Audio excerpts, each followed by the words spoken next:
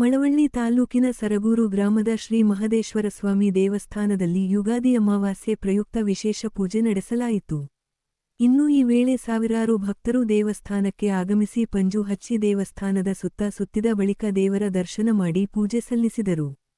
ಇನ್ನು ಇದೇ ವೇಳೆ ಅರ್ಚಕ ಗಿರೀಶ್ ಮಾತನಾಡಿ, ಯುಗಾದಿ ಅಮಾವಾಸ್ಯೆ ವಿಶೇಷವೆಂದರೆ ಕಪ್ಪಡಿಯಿಂದ ಬಂದ ಭಕ್ತರು ಈ ದೇವಸ್ಥಾನಕ್ಕೆ ಆಗಮಿಸಿ ಮೊದಲು ಪೂಜೆ ಸಲ್ಲಿಸಿ ಬಳಿಕ ಮಂಟೇಸ್ವಾಮಿ ನೆಲೆಸಿರುವ ಬೊಪ್ಪೇಗೌಡನಪುರದಲ್ಲಿ ಮಠವನ್ನು ನುಗ್ಗುವುದು ವಾಡಿಕೆ ಎಂದರು.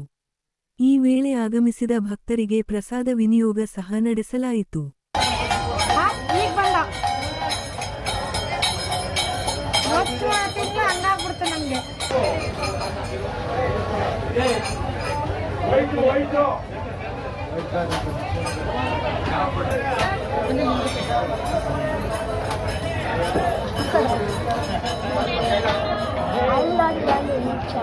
ಯುಗಾದಿ ಅಮಾವಾಸ್ಯೆ ನಿನ್ನೆ ಚತುರ್ಥಿಯಲ್ಲಿ ಯುಗಾದಿ ಅಮಾವಾಸ್ಯೆ ವಿಶೇಷ.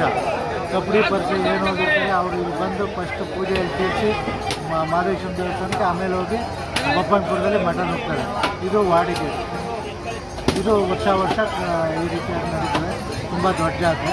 ಎಲ್ಲ ಜನರು ಬಂದು ಎಲ್ಲಿ ಕಬಡ್ಡಿ ಹೋಗಿರ್ತಾರೆ ಅವರು ಫಸ್ಟ್ ಬಂದು ಈ ಮಹದೇಶ್ವರ ಚಂದ್ರಪ್ರಿಯ ರಮಾಂಬಿಕಾ ದೇವಿ ದರ್ಶನ ಮಾಡಿ ಆಮೇಲೆ ಮಠಕ್ಕೆ ಹೋಗಿ ಮಠವನ್ನು ಎದುರು ಪರಿಚಯ ಮಠವನ್ನು ಮುಗ್ತಾರೆ.